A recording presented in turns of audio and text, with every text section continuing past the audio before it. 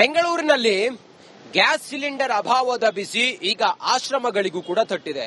ಬೆಂಗಳೂರಿನ ಆಸರೆ ವೃದ್ಧಾಶ್ರಮದಲ್ಲೂ ಕೂಡ ಕಮರ್ಷಿಯಲ್ ಗ್ಯಾಸ್ ಸಿಲಿಂಡರ್ ಬರಿದಾದ ಹಿನ್ನೆಲೆಯಲ್ಲಿ ಈಗ ಬಹಳ ಸಂಕಷ್ಟ ಎದುರಾಗಿದೆ.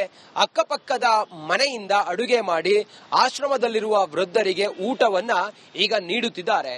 ಈ ಕುರಿತು ಒಂದು ವರದಿ ಇದೆ, ನೋಡೋಣ ಬನ್ನಿ.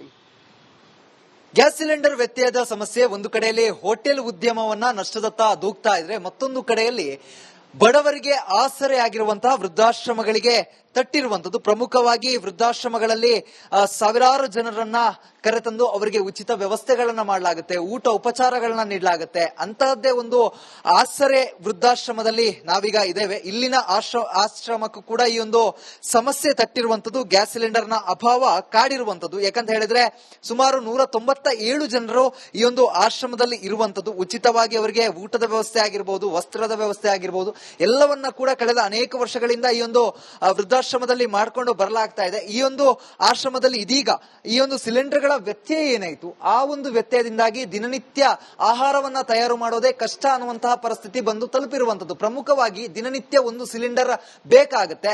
ಬೆಳಗಿನ ಉಪಹಾರ ಆಗಿರ್ಬೋದು, ಮಧ್ಯಾಹ್ನದ ಊಟ ಆಗಿರ್ಬೋದು, ರಾತ್ರಿಯ ಊಟ ಏನಿರುತ್ತೆ, ಈ ಎಲ್ಲ ವ್ಯವಸ್ಥೆಗಳಿಗೆ ದಿನನಿತ್ಯ ಒಂದು ಸಿಲಿಂಡರ್ಗಳು ಬೇಕಾಗುತ್ತೆ. ಆದ್ರೆ ಇದೀಗ ಈ ಒಂದು ಆಸರೆ ವೃದ್ಧಾಶ್ರಮದ ಪರಿಸ್ಥಿತಿ ಕೇಳೋರಿಲ್ಲ ಅನ್ನುವಂತ ರೀತಿಯಾಗಿದೆ. ಯಾಕಂತ ಹೇಳಿದ್ರೆ ಒಂದು ಸಿಲಿಂಡರ್ ಅನ್ನ ಕೂಡ ಬ್ಲಾಕ್ ನಲ್ಲಿ ಖರೀದಿ ಮಾಡಬೇಕು ಅನ್ನುವಂತಹ ಪರಿಸ್ಥಿತಿ ಬಂದು ತಲುಪಿದೆ. ಒಂದು ಕಡೆಯಲ್ಲಿ ಸರ್ಕಾರದ ಗೈಡ್ಲೈನ್ಸ್ ಇದೆ, ವೃದ್ಧಾಶ್ರಮಗಳಿಗೆ 70% ನಷ್ಟು ಏಜೆನ್ಸಿಗಳು ಈ ಒಂದು ಸಿಲಿಂಡರ್ ಗಳನ್ನ ಸರಬರಾಜು ಮಾಡಬೇಕು ಅಂತ ಹೇಳಿ. ಆದ್ರೆ ಆ ಸರ್ಕಾರದ ನಿಯಮ ಇದ್ರೂ ಕೂಡ ಏಜೆನ್ಸಿಗಳು ಮಾತ್ರ ಯಾವುದೇ ಕಾರಣಕ್ಕೂ ಆಶ್ರಮಗಳಿಗೆ ಈ ಒಂದು ವಾಣಿಜ್ಯ ಸಿಲಿಂಡರ್ ಗಳನ್ನ ಸರಬರಾಜು ಮಾಡ್ತಾ ಇಲ್ಲ. ಹೀಗಾಗಿ ಊಟ ನೀಡೋದೇ ಸಮಸ್ಯೆ ಆಗ್ತಾ ಇದೆ.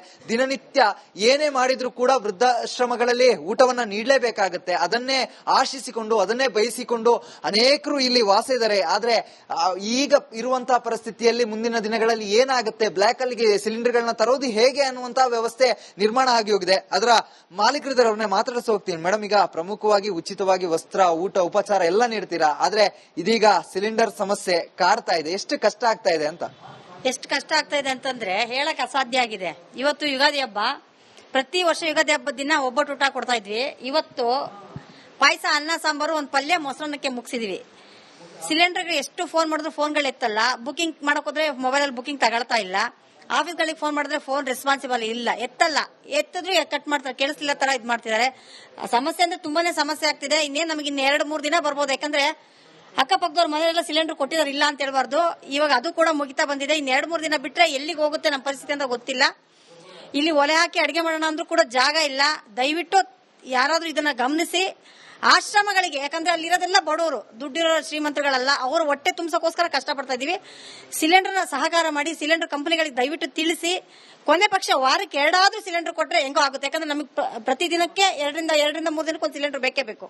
ತುಂಬಾ ಜನ ಇರೋದ್ರಿಂದ ಅಡಿಗೆ ಸ್ಟಾಪ್ ಮಾಡೋಕ್ಕೂ ಆಗಲ್ಲ, ಉಪವಾಸ ಹಾಕೋಕ್ಕೂ ಆಗಲ್ಲ ಅವರಿಗೆ. ಕ್ಯಾಮರಾ ಪರ್ಸನ್ ಮಂಜುನಾಥ್ ಜೊತೆಗೆ ಚರಣ್, ರಿಪಬ್ಲಿಕ್ ಕನ್ನಡ, ಬೆಂಗಳೂರು. ಬೆಂಗಳೂರಿನಲ್ಲಿ ಗ್ಯಾಸ್ ಸಿಲಿಂಡರ್ ಅಭಾವದ ಬಿಸಿ ಈಗ ಆಶ್ರಮಗಳಿಗೂ ಕೂಡ ತಟ್ಟಿದೆ. ಬೆಂಗಳೂರಿನ ಆಸರೆ ವೃದ್ಧಾಶ್ರಮದಲ್ಲೂ ಕೂಡ ಕಮರ್ಷಿಯಲ್ ಗ್ಯಾಸ್ ಸಿಲಿಂಡರ್ ಬರಿದಾದ ಹಿನ್ನೆಲೆಯಲ್ಲಿ ಈಗ ಬಹಳ ಸಂಕಷ್ಟ ಎದುರಾಗಿದೆ. ಅಕ್ಕಪಕ್ಕದ ಮನೆಯಿಂದ ಅಡುಗೆ ಮಾಡಿ ಆಶ್ರಮದಲ್ಲಿರುವ ವೃದ್ಧರಿಗೆ ಊಟವನ್ನ ಈಗ ನೀಡುತ್ತಿದ್ದಾರೆ. ಈ ಕುರಿತು ಒಂದು ವರದಿ ಇದೆ, ನೋಡೋಣ ಬನ್ನಿ. ಗ್ಯಾಸ್ ಸಿಲಿಂಡರ್ ವ್ಯತ್ಯಯದ ಸಮಸ್ಯೆ ಒಂದು ಕಡೆಯಲ್ಲಿ ಹೋಟೆಲ್ ಉದ್ಯಮವನ್ನ ನಷ್ಟದತ್ತ ದೂಗ್ತಾ ಇದ್ರೆ, ಮತ್ತೊಂದು ಕಡೆಯಲ್ಲಿ ಬಡವರಿಗೆ ಆಸರೆ ಆಗಿರುವಂತಹ ವೃದ್ಧಾಶ್ರಮಗಳಿಗೆ ತಟ್ಟಿರುವಂತದ್ದು. ಪ್ರಮುಖವಾಗಿ ವೃದ್ಧಾಶ್ರಮಗಳಲ್ಲಿ ಸಾವಿರಾರು ಜನರನ್ನ ಕರೆತಂದು ಅವರಿಗೆ ಉಚಿತ ವ್ಯವಸ್ಥೆಗಳನ್ನ ಮಾಡಲಾಗುತ್ತೆ, ಊಟ ಉಪಚಾರಗಳನ್ನ ನೀಡಲಾಗುತ್ತೆ. ಅಂತಹದ್ದೇ ಒಂದು ಆಸರೆ ವೃದ್ಧಾಶ್ರಮದಲ್ಲಿ ನಾವೀಗ ಇದ್ದೇವೆ. ಇಲ್ಲಿನ ಆಶ್ರಮಕ್ಕೂ ಕೂಡ ಈ ಒಂದು ಸಮಸ್ಯೆ ತಟ್ಟಿರುವಂತದ್ದು. ಗ್ಯಾಸ್ ಸಿಲಿಂಡರ್ ನ ಅಭಾವ ಕಾಡಿರುವಂತದ್ದು. ಯಾಕಂತ ಹೇಳಿದ್ರೆ ಸುಮಾರು 197 ಜನರು ಈ ಒಂದು ಆಶ್ರಮದಲ್ಲಿ ಇರುವಂತದ್ದು. ಉಚಿತವಾಗಿ ಅವರಿಗೆ ಊಟದ ವ್ಯವಸ್ಥೆ ಆಗಿರ್ಬೋದು, ವಸ್ತ್ರದ ವ್ಯವಸ್ಥೆ ಆಗಿರ್ಬೋದು, ಎಲ್ಲವನ್ನ ಕೂಡ ಕಳೆದ ಅನೇಕ ವರ್ಷಗಳಿಂದ ಈ ಒಂದು ವೃದ್ಧಾಶ್ರಮದಲ್ಲಿ ಮಾಡ್ಕೊಂಡು ಬರಲಾಗ್ತಾ ಇದೆ. ಈ ಒಂದು ಆಶ್ರಮದಲ್ಲಿ ಇದೀಗ ಈ ಒಂದು ಸಿಲಿಂಡರ್ಗಳ ವ್ಯತ್ಯಯ ಏನಾಯ್ತು, ಆ ಒಂದು ವ್ಯತ್ಯಯದಿಂದಾಗಿ ದಿನನಿತ್ಯ ಆಹಾರವನ್ನ ತಯಾರು ಮಾಡೋದೇ ಕಷ್ಟ ಅನ್ನುವಂತಹ ಪರಿಸ್ಥಿತಿ ಬಂದು ತಲುಪಿರುವಂತದ್ದು. ಪ್ರಮುಖವಾಗಿ ದಿನನಿತ್ಯ ಒಂದು ಸಿಲಿಂಡರ್ ಬೇಕಾಗುತ್ತೆ.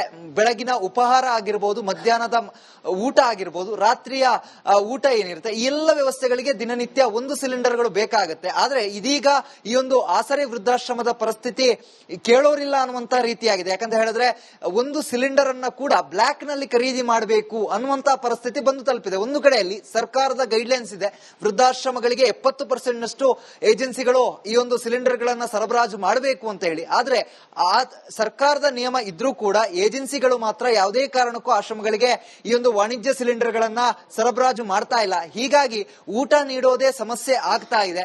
ದಿನನಿತ್ಯ ಏನೇ ಮಾಡಿದ್ರು ಕೂಡ ವೃದ್ಧಾಶ್ರಮಗಳಲ್ಲಿ ಊಟವನ್ನ ನೀಡಲೇಬೇಕಾಗತ್ತೆ. ಅದನ್ನೇ ಆಶಿಸಿಕೊಂಡು ಅದನ್ನೇ ಬಯಸಿಕೊಂಡು ಅನೇಕರು ಇಲ್ಲಿ ವಾಸ ಇದ್ದಾರೆ. ಆದ್ರೆ ಈಗ ಇರುವಂತಹ ಪರಿಸ್ಥಿತಿಯಲ್ಲಿ ಮುಂದಿನ ದಿನಗಳಲ್ಲಿ ಏನಾಗುತ್ತೆ, ಬ್ಲಾಕ್ ಅಲ್ಲಿ ಸಿಲಿಂಡರ್ ಗಳನ್ನ ತರೋದು ಹೇಗೆ ಅನ್ನುವಂತಹ ವ್ಯವಸ್ಥೆ ನಿರ್ಮಾಣ ಆಗಿ ಹೋಗಿದೆ. ಅದರ ಮಾಲೀಕರಿದ್ದಾರೆ, ಅವ್ರನ್ನೇ ಮಾತಾಡಿಸಿ ಹೋಗ್ತೀನಿ. ಮೇಡಮ್, ಈಗ ಪ್ರಮುಖವಾಗಿ ಉಚಿತವಾಗಿ ವಸ್ತ್ರ, ಊಟ, ಉಪಚಾರ ಎಲ್ಲ ನೀಡ್ತೀರಾ, ಆದ್ರೆ ಇದೀಗ ಸಿಲಿಂಡರ್ ಸಮಸ್ಯೆ ಕಾಡ್ತಾ ಇದೆ. ಎಷ್ಟು ಕಷ್ಟ ಆಗ್ತಾ ಇದೆ ಅಂತ?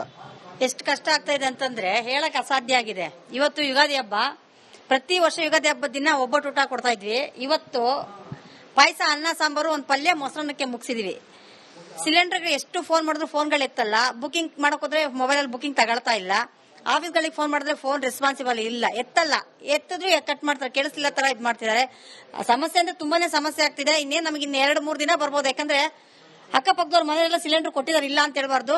ಇವಾಗ ಅದು ಕೂಡ ಮುಗಿತಾ ಬಂದಿದೆ. ಇನ್ನು 2-3 ದಿನ ಬಿಟ್ರೆ ಎಲ್ಲಿಗೆ ಹೋಗುತ್ತೆ ನಮ್ಮ ಪರಿಸ್ಥಿತಿ ಅಂತ ಗೊತ್ತಿಲ್ಲ. ಇಲ್ಲಿ ಒಲೆ ಹಾಕಿ ಅಡಿಗೆ ಮಾಡೋಣ ಅಂದ್ರೂ ಕೂಡ ಜಾಗ ಇಲ್ಲ. ದಯವಿಟ್ಟು ಯಾರಾದ್ರೂ ಇದನ್ನ ಗಮನಿಸಿ ಆಶ್ರಮಗಳಿಗೆ, ಯಾಕಂದ್ರೆ ಅಲ್ಲಿರೋದೆಲ್ಲ ಬಡವರು, ದುಡ್ಡಿರೋ ಶ್ರೀಮಂತಗಳಲ್ಲ, ಅವರು ಹೊಟ್ಟೆ ತುಂಬಸಕ್ಕೋಸ್ಕರ ಕಷ್ಟಪಡ್ತಾ ಇದೀವಿ. ಸಿಲಿಂಡರ್ನ ಸಹಕಾರ ಮಾಡಿ ಸಿಲಿಂಡರ್ ಕಂಪನಿಗಳಿಗೆ ದಯವಿಟ್ಟು ತಿಳಿಸಿ, ಕೊನೆ ಪಕ್ಷ ವಾರಕ್ಕೆ 2 ಸಿಲಿಂಡರ್ ಕೊಟ್ರೆ ಹೆಂಗೋ ಆಗುತ್ತೆ. ಯಾಕಂದ್ರೆ ನಮಗೆ ಪ್ರತಿದಿನಕ್ಕೆ 2-3 ದಿನಕ್ಕೆ ಒಂದು ಸಿಲಿಂಡರ್ ಬೇಕೇ ಬೇಕು. ತುಂಬಾ ಜನ ಇರೋದ್ರಿಂದ ಅಡಿಗೆ ಸ್ಟಾಪ್ ಮಾಡೋಕ್ಕೂ ಆಗಲ್ಲ, ಉಪವಾಸ ಹಾಕೋಕ್ಕೂ ಆಗಲ್ಲ ಅವರಿಗೆ. ಕ್ಯಾಮರಾ ಪರ್ಸನ್ ಮಂಜುನಾಥ್ ಜೊತೆಗೆ ಚರಣ್, ರಿಪಬ್ಲಿಕ್ ಕನ್ನಡ, ಬೆಂಗಳೂರು. ಬೆಂಗಳೂರಿನಲ್ಲಿ ಗ್ಯಾಸ್ ಸಿಲಿಂಡರ್ ಅಭಾವದ ಬಿಸಿ ಈಗ ಆಶ್ರಮಗಳಿಗೂ ಕೂಡ ತಟ್ಟಿದೆ. ಬೆಂಗಳೂರಿನ ಆಸರೆ ವೃದ್ಧಾಶ್ರಮದಲ್ಲೂ ಕೂಡ ಕಮರ್ಷಿಯಲ್ ಗ್ಯಾಸ್ ಸಿಲಿಂಡರ್ ಬರಿದಾದ ಹಿನ್ನೆಲೆಯಲ್ಲಿ ಈಗ ಬಹಳ ಸಂಕಷ್ಟ ಎದುರಾಗಿದೆ.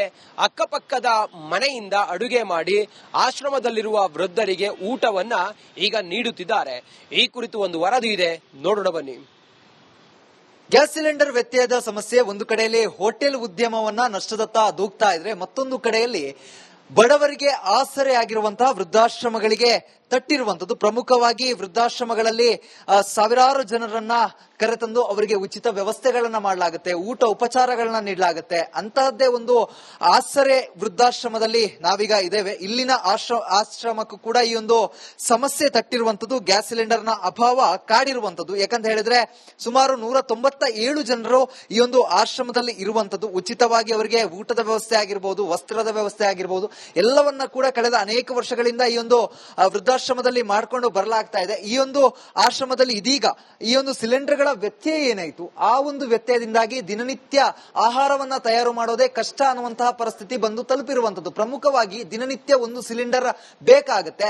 ಬೆಳಗಿನ ಉಪಹಾರ ಆಗಿರ್ಬೋದು, ಮಧ್ಯಾಹ್ನದ ಊಟ ಆಗಿರ್ಬೋದು, ರಾತ್ರಿಯ ಊಟ ಏನಿರುತ್ತೆ, ಈ ಎಲ್ಲ ವ್ಯವಸ್ಥೆಗಳಿಗೆ ದಿನನಿತ್ಯ ಒಂದು ಸಿಲಿಂಡರ್ಗಳು ಬೇಕಾಗುತ್ತೆ. ಆದ್ರೆ ಇದೀಗ ಈ ಒಂದು ಆಸರೆ ವೃದ್ಧಾಶ್ರಮದ ಪರಿಸ್ಥಿತಿ ಕೇಳೋರಿಲ್ಲ ಅನ್ನುವಂತ ರೀತಿಯಾಗಿದೆ. ಯಾಕಂತ ಹೇಳಿದ್ರೆ ಒಂದು ಸಿಲಿಂಡರ್ ಅನ್ನ ಕೂಡ ಬ್ಲಾಕ್ ನಲ್ಲಿ ಖರೀದಿ ಮಾಡಬೇಕು ಅನ್ನುವಂತ ಪರಿಸ್ಥಿತಿ ಬಂದು ತಲುಪಿದೆ. ಒಂದು ಕಡೆಯಲ್ಲಿ ಸರ್ಕಾರದ ಗೈಡ್ಲೈನ್ಸ್ ಇದೆ, ವೃದ್ಧಾಶ್ರಮಗಳಿಗೆ 70% ನಷ್ಟು ಏಜೆನ್ಸಿಗಳು ಈ ಒಂದು ಸಿಲಿಂಡರ್ ಗಳನ್ನ ಸರಬರಾಜು ಮಾಡಬೇಕು ಅಂತ ಹೇಳಿ. ಆದ್ರೆ ಆ ಸರ್ಕಾರದ ನಿಯಮ ಇದ್ರೂ ಕೂಡ ಏಜೆನ್ಸಿಗಳು ಮಾತ್ರ ಯಾವುದೇ ಕಾರಣಕ್ಕೂ ಆಶ್ರಮಗಳಿಗೆ ಈ ಒಂದು ವಾಣಿಜ್ಯ ಸಿಲಿಂಡರ್ ಗಳನ್ನ ಸರಬರಾಜು ಮಾಡ್ತಾ ಇಲ್ಲ. ಹೀಗಾಗಿ ಊಟ ನೀಡೋದೇ ಸಮಸ್ಯೆ ಆಗ್ತಾ ಇದೆ. ದಿನನಿತ್ಯ ಏನೇ ಮಾಡಿದ್ರು ಕೂಡ ವೃದ್ಧಾಶ್ರಮಗಳಲ್ಲಿ ಊಟವನ್ನ ನೀಡಲೇಬೇಕಾಗುತ್ತೆ. ಅದನ್ನೇ ಆಶಿಸಿಕೊಂಡು ಅದನ್ನೇ ಬಯಸಿಕೊಂಡು ಅನೇಕರು ಇಲ್ಲಿ ವಾಸ ಇದ್ದಾರೆ. ಆದ್ರೆ ಈಗ ಇರುವಂತಹ ಪರಿಸ್ಥಿತಿಯಲ್ಲಿ ಮುಂದಿನ ದಿನಗಳಲ್ಲಿ ಏನಾಗುತ್ತೆ, ಬ್ಲಾಕ್ ಅಲ್ಲಿ ಸಿಲಿಂಡರ್ ಗಳನ್ನ ತರೋದು ಹೇಗೆ ಅನ್ನುವಂತಹ ವ್ಯವಸ್ಥೆ ನಿರ್ಮಾಣ ಆಗಿ ಹೋಗಿದೆ. ಅದರ ಮಾಲೀಕರಿದ್ದಾರೆ, ಅವ್ರನ್ನೇ ಮಾತಾಡಿಸಿ ಹೋಗ್ತೀನಿ. ಮೇಡಮ್, ಈಗ ಪ್ರಮುಖವಾಗಿ ಉಚಿತವಾಗಿ ವಸ್ತ್ರ, ಊಟ, ಉಪಚಾರ ಎಲ್ಲ ನೀಡ್ತೀರಾ, ಆದ್ರೆ ಇದೀಗ ಸಿಲಿಂಡರ್ ಸಮಸ್ಯೆ ಕಾಡ್ತಾ ಇದೆ. ಎಷ್ಟು ಕಷ್ಟ ಆಗ್ತಾ ಇದೆ ಅಂತ? ಎಷ್ಟು ಕಷ್ಟ ಆಗ್ತಾ ಇದೆ ಅಂತಂದ್ರೆ ಹೇಳಕ್ ಅಸಾಧ್ಯ ಆಗಿದೆ. ಇವತ್ತು ಯುಗಾದಿ ಹಬ್ಬ, ಪ್ರತಿ ವರ್ಷ ಯುಗಾದಿ ಹಬ್ಬದ ದಿನ ಒಬ್ಬಟ್ಟು ಊಟ ಕೊಡ್ತಾ ಇದ್ವಿ. ಇವತ್ತು ಪಾಯಸ, ಅನ್ನ, ಸಾಂಬಾರು, ಒಂದು ಪಲ್ಯ, ಮೊಸರನ್ನಕ್ಕೆ ಮುಗಿಸಿದೀವಿ. ಸಿಲಿಂಡರ್ಗೆ ಎಷ್ಟು ಫೋನ್ ಮಾಡಿದ್ರು ಫೋನ್ಗಳು ಎತ್ತಲ್ಲ. ಬುಕಿಂಗ್ ಮಾಡಕ್ ಹೋದ್ರೆ ಮೊಬೈಲ್ ಬುಕಿಂಗ್ ತಗೊಳ್ತಾ ಇಲ್ಲ. ಆಫೀಸ್ಗಳಿಗೆ ಫೋನ್ ಮಾಡಿದ್ರೆ ಫೋನ್ ರೆಸ್ಪಾನ್ಸಿಬಲ್ ಇಲ್ಲ, ಎತ್ತಲ್ಲ. ಎತ್ತಿದ್ರು ಕಟ್ ಮಾಡ್ತಾರೆ, ಕೇಳಿಸ್ಲಿಲ್ಲ ತರ ಇದ್ ಮಾಡ್ತಿದ್ದಾರೆ. ಸಮಸ್ಯೆ ಅಂದ್ರೆ ತುಂಬಾನೇ ಸಮಸ್ಯೆ ಆಗ್ತಿದೆ. ಇನ್ನೇನ್ ನಮಗೆ ಇನ್ನು 2-3 ದಿನ ಬರ್ಬೋದು. ಯಾಕಂದ್ರೆ ಅಕ್ಕಪಕ್ಕದವ್ರ ಮನೆಯಲ್ಲ ಸಿಲಿಂಡರ್ ಕೊಟ್ಟಿದ್ದಾರೆ, ಇಲ್ಲ ಅಂತ ಹೇಳ್ಬಾರ್ದು. ಇವಾಗ ಅದು ಕೂಡ ಮುಗಿತಾ ಬಂದಿದೆ. ಇನ್ನು 2-3 ದಿನ ಬಿಟ್ರೆ ಎಲ್ಲಿಗೆ ಹೋಗುತ್ತೆ ನಮ್ಮ ಪರಿಸ್ಥಿತಿ ಅಂತ ಗೊತ್ತಿಲ್ಲ. ಇಲ್ಲಿ ಒಲೆ ಹಾಕಿ ಅಡಿಗೆ ಮಾಡೋಣ ಅಂದ್ರೂ ಕೂಡ ಜಾಗ ಇಲ್ಲ. ದಯವಿಟ್ಟು ಯಾರಾದ್ರೂ ಇದನ್ನ ಗಮನಿಸಿ ಆಶ್ರಮಗಳಿಗೆ, ಯಾಕಂದ್ರೆ ಅಲ್ಲಿರೋದೆಲ್ಲ ಬಡವರು, ದುಡ್ಡಿರೋ ಶ್ರೀಮಂತರುಗಳಲ್ಲ, ಅವರು ಹೊಟ್ಟೆ ತುಂಬಿಸೋಕೋಸ್ಕರ ಕಷ್ಟಪಡ್ತಾ ಇದೀವಿ. ಸಿಲಿಂಡರ್ನ ಸಹಕಾರ ಮಾಡಿ ಸಿಲಿಂಡರ್ ಕಂಪನಿಗಳಿಗೆ ದಯವಿಟ್ಟು ತಿಳಿಸಿ, ಕೊನೆ ಪಕ್ಷ ವಾರಕ್ಕೆ 2 ಆದ್ರೂ ಸಿಲಿಂಡರ್ ಕೊಟ್ರೆ ಹೆಂಗೋ ಆಗುತ್ತೆ. ಯಾಕಂದ್ರೆ ನಮಗೆ ಪ್ರತಿದಿನಕ್ಕೆ 2 ರಿಂದ 3 ದಿನಕ್ಕೆ ಒಂದು ಸಿಲಿಂಡರ್ ಬೇಕೇ ಬೇಕು. ತುಂಬಾ ಜನ ಇರೋದ್ರಿಂದ ಅಡಿಗೆ ಸ್ಟಾಪ್ ಮಾಡೋಕ್ಕೂ ಆಗಲ್ಲ, ಉಪವಾಸ ಹಾಕೋಕ್ಕೂ ಆಗಲ್ಲ ಅವರಿಗೆ. ಕ್ಯಾಮರಾ ಪರ್ಸನ್ ಮಂಜುನಾಥ್ ಜೊತೆಗೆ ಚರಣ್, ರಿಪಬ್ಲಿಕ್ ಕನ್ನಡ, ಬೆಂಗಳೂರು.